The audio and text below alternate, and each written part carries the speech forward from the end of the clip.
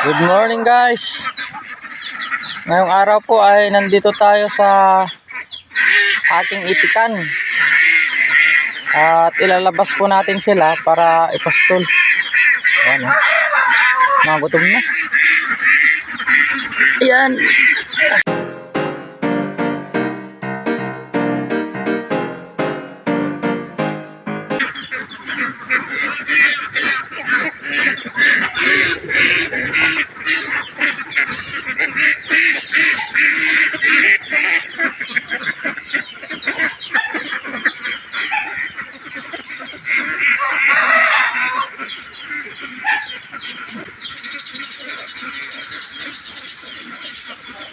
Pwede na pa lang amo te diretso no ka? Hirap abog mo pa ilaan? Siya nga pala guys. May kasama na akong may katuwang na ako dito sa itik. Yan po yung aking kapatid. Ayan o. Ayan. Ngayon po ay nagpapatubig tayo ng water pump dahil walang tubig sa irrigation. Water pump ang umiiral ngayon guys, so magastos. 2 araw lang yung halagang 1,000 pesos na krudo.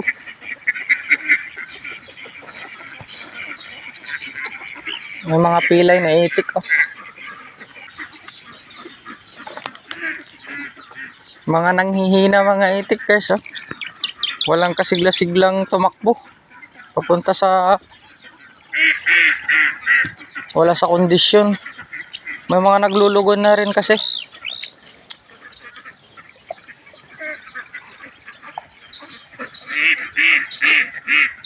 Yan ang hirap sa paiba-ibang klase ng pamamaraan ng pagpapatuka sa kanila. Dati po ay tinipis natin sila at nasa pispan lang. Tapos ipinagala. Gaya ngayon. Bagsak yung mga balahibo. So ayan guys, napaandar na ng kapatid ko yung makina. Ayan dumadaloy na yung tubig. So medyo malayo yung daanan bago makarating sa pastulan. Kaya magastos sa krudo.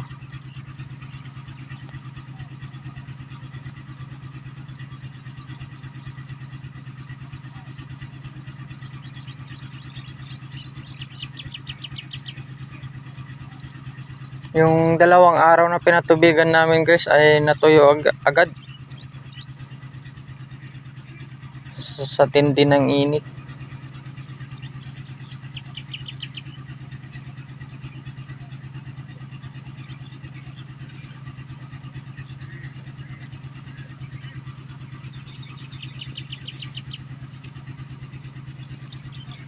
Binabalak kong ipoltry na lang ulit. Pero sa baba ng presyo guys ng itlog, wala. Hindi pwede. 7 lang ang good at 5 piso ang reject. Paano yan? At ang laki na lang binagsak yung production natin, 100. So wala, lugi. So ayan, punta tayo sa kubo ng itik at kunin natin mga itlog nila.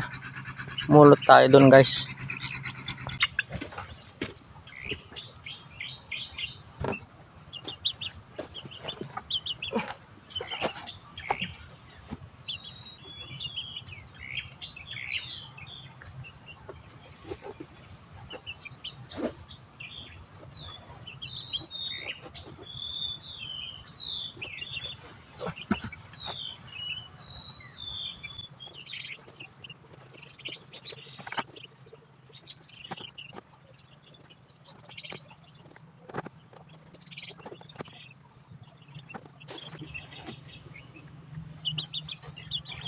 At nandito pa talaga yung si Chick. Ayan may extra. Laki na siya guys.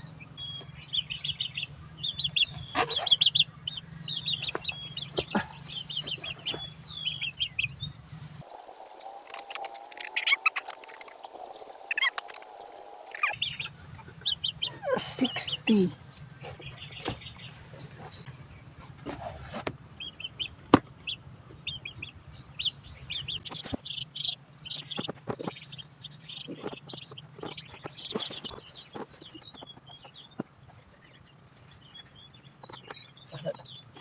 Ulit.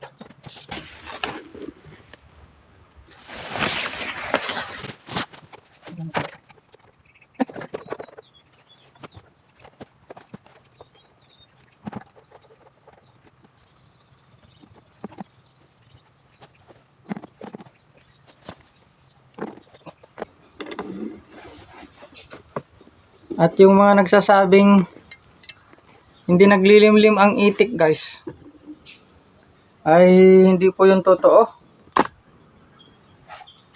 Dahil ayan oh, may naglilimlim na itik natin. Ayun. Kahit ibalik natin sa mga kasamahan niya guys, ay bumabalik siya kusa rito. Kahit nasa pastulan, kaya pinabayaan ko na siya. Yan o.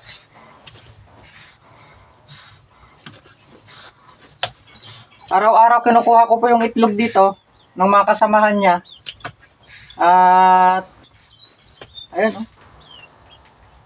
Kahit kunin ko yung mga itlog, nililimliman niya yung pugad. Ayan, tapang pa. Ayan, para makuha ko yung mga itlog dito, nahagis ko siya sa labas. Ayan o, dati araw-araw 6 nakukuha ko dito, pero sa ngayon ay 3 na. Ayan o.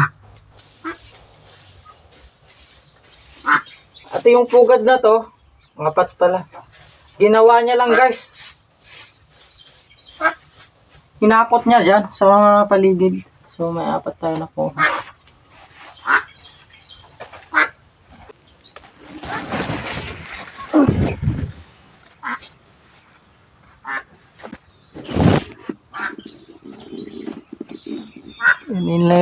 Hinagis ko dyan sa labas ng screen.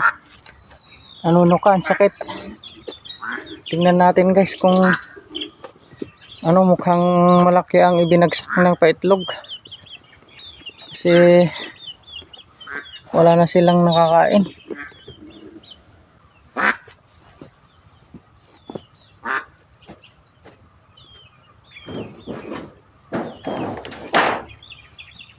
Ayun, wala na nga. Laki bagsak guys, nasa 50 piraso. Nakakapulot kasi tayo dati dito ng ano, nasa 20 piraso. Pero sa ngayon ay wala.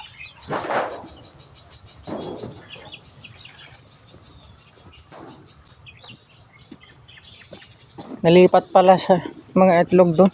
Doon sila lumipat yung mga nangingitlog dito. Ayan, sa mga gilid-gilid.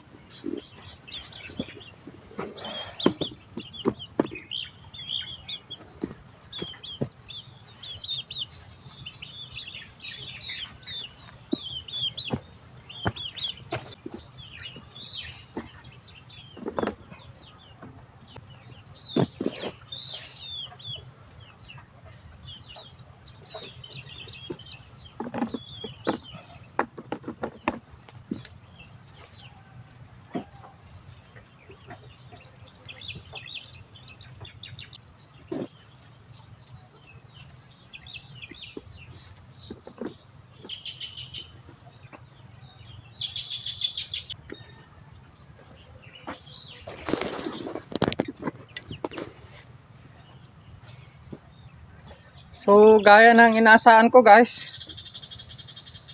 dahil nga nabitin-bitin yung mga itik natin sa patuka, mga nakakain sa labas, bumagsak po na naman ng 10 ngayong araw. So 180 kahapon, ngayon po ay nasa 170 na lang. Ayan po, ganyan kabilis. Yung last na nag-vlog po ako ay nasa ano pa yata, 250. Yun o. Pero ayos na ayos pa rin sana yan kung hindi tayo nag-water pump. Wala walang tubig sa irrigation at hindi rin naulan. So kailangan natin gamit ng bomba, deep well po. So wala, parang tabla-tabla ngayon tayo guys.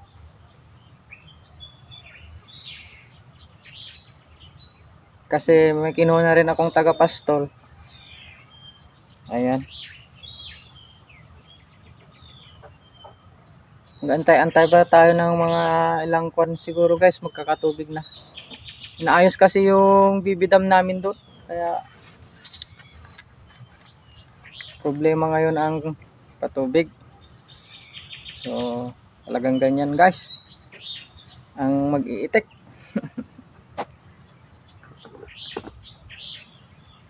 Tiyaga lang.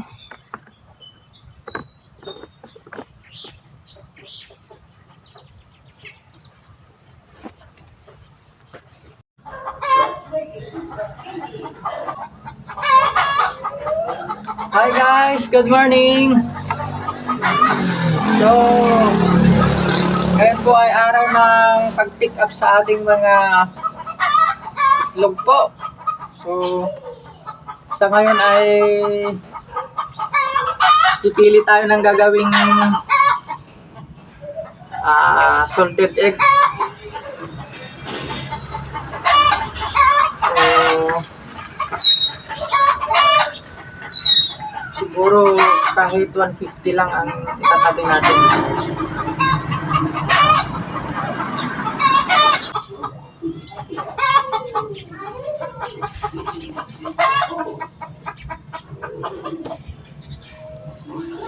Pinipili lang natin yung mga guys, pwede nilang rejectin para kaipon tayo ng ating i-red egg. Kasi guys, medyo mababa yung presyon ng itlog ngayon, kaya para makabawi po tayo, gawin na lang nating salted egg. At saka medyo mababa po yung production natin. Kasi hanggang ngayon ay wala pa ring ulan po. Paulit-ulit na lang yung pinapastulan, kaya hindi makaabante yung production natin. So gawin na lang nating salted egg para naman makabawi po. Tsaga-tsaga lang. Yung proseso din pala to.